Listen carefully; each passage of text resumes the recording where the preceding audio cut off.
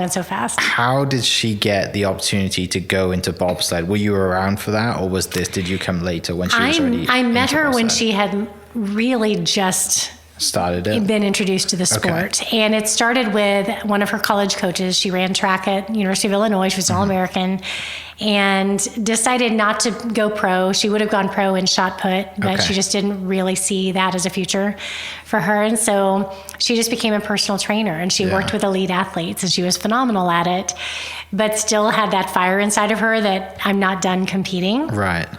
And so one of her college coaches had told her about a winter sport combine, and she thought, well, I can do that. And so she went and did all of the what are called the push sports or the push tests, which really just measures explosiveness and strength and speed.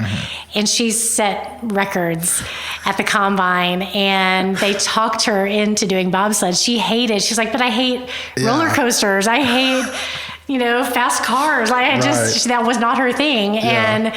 And yet it was a perfect fit for her skill set. And so her first trip down the bobsled track, was horrible. She literally got out at the bottom and called her mom, crying from the bathroom, going, do not make me do this ever again. And her mom told her, go back up to the top of the mountain and do it again. And she very quickly became the best in the world at what she does, which she's a pusher brakeman. So brakeman is the official title, but she's the one that gets this massive sled going on the ice.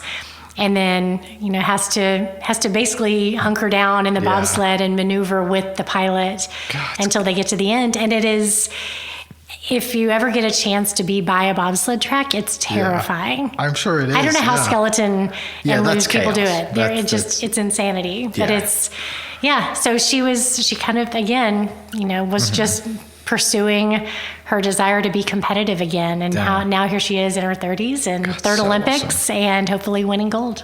Is bobsled kind of a sport that it's not like you can stay in it for a long time? Does that make sense? You can. Okay. Yes. Although it's honestly, there are very few people at the top. Yeah. Interestingly, there are 5 women on the bobsled team, 5 in the whole country. They're going to compete at the Olympics. One of them was chosen in a reality show competition, which is interesting. So I guess if there's someone listening out there that is if you're super fast, strong, super fast, and you don't like the cold, and you don't mind, if you don't mind ice and roller coasters. Exactly. God, I would love to sit in one just to see what it's like.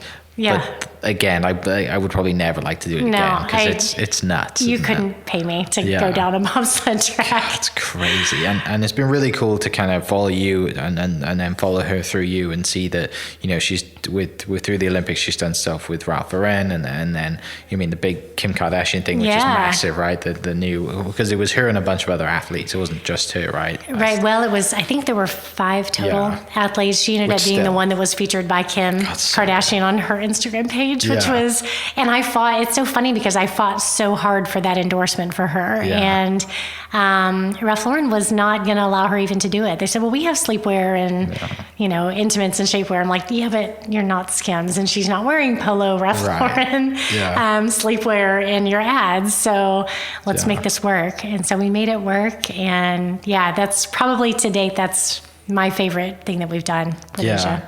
Can you go into more detail on how that will last? Because people listening, when they say, what does an agent do? Well, they do a lot of things, but endorsements is one of the big ones. It is. Especially for a lot of athletes who, they may be in a sport that doesn't pay them as much. Golf, for example, Amy's golf career, the LPGA Tour, sadly, it's getting better.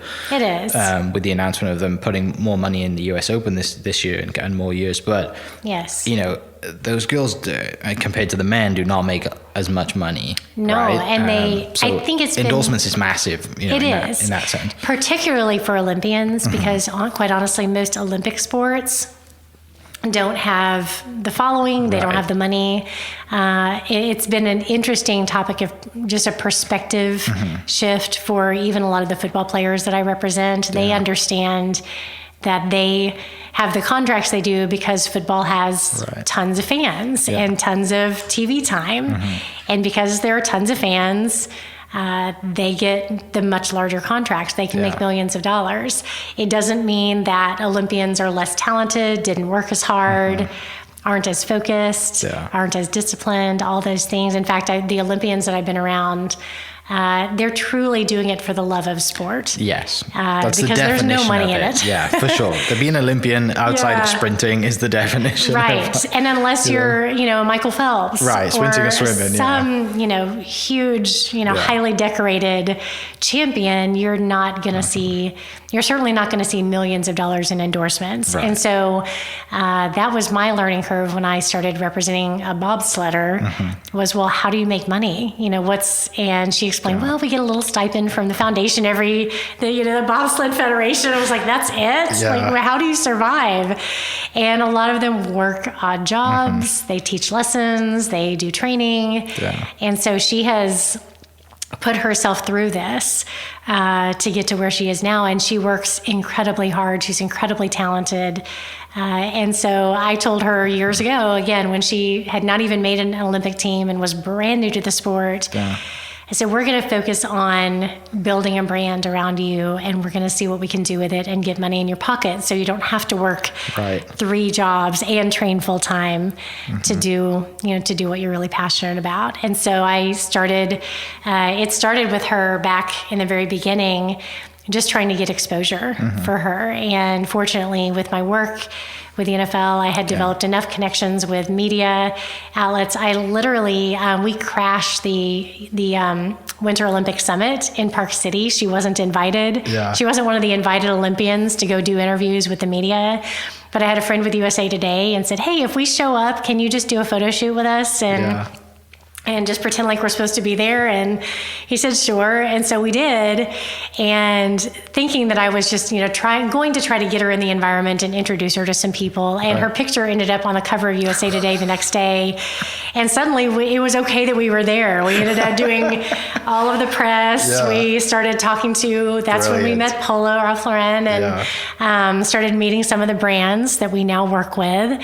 And BMW, she ended up getting a BMW commercial out of that. And it really was, I built her up because I believed in, I could see what she was already, I could see she was a star, just nobody knew about her yet. Yeah. And so it was just making those connections and then just blowing up phones until I could get an in. And that's what happened with Skims. I mean, I didn't have Kim Kardashian's number, so I just... I was going to say, I was hoping for that. She'd be, even though she's probably never been to Oklahoma before, she'd be a great podcast. She has actually. Julius Jones. We'll talk about it. Okay, we'll get to that, she came to visit Julius. But so I worked every angle I could to get in front of Skims and finally got a hold of someone and pitched them constantly on involving her in the campaign, and here we are. God, but it all starts with, like you said, you just saying, we're going to Park City. We're going to do it. What's the worst going to happen? Someone's going to tell us no when you're an Olympian. Like, they're going to let you in. Like, exactly. And then next it takes, you utilize your years and years of experience in the industry and friends and relationships that you've built up, and just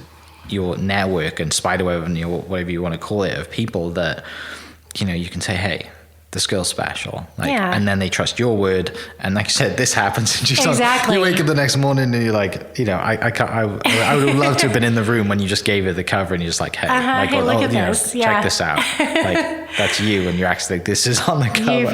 You are people, millions of people are seeing your picture today. And I think she was an amazing case study for me and for our company and for the athletes that we take on, that building a brand doesn't necessarily happen overnight. You have those things that you push for that, happen, like the cover of USA Today, which happened pretty automatically after we pushed for it. But building a brand to the point where, we were doing, she's on billboards and she's doing commercials and she's on the Today Show and she's the face of Winter Olympics. That took years to build.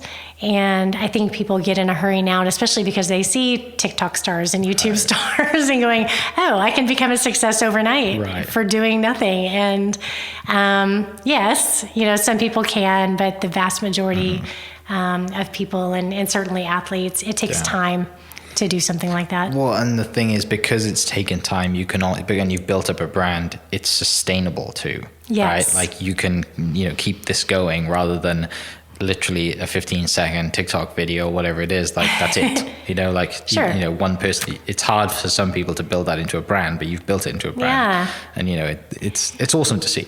It is sustainable, and what I love is she now sees her purpose in life and her ability to make an impact on people as something so much bigger and with more longevity than a bobsled career. Right. Even though it's been a long bobsled career, so. Yeah, which is, I mean, that's crazy. And everybody who sees bobsled always goes to Cool Run-Ins, and just the picture of them carrying the sled at the end. It's just the greatest scene ever. And they all start clapping. And it's just, you know, and he's got his egg or whatever. It's just the greatest.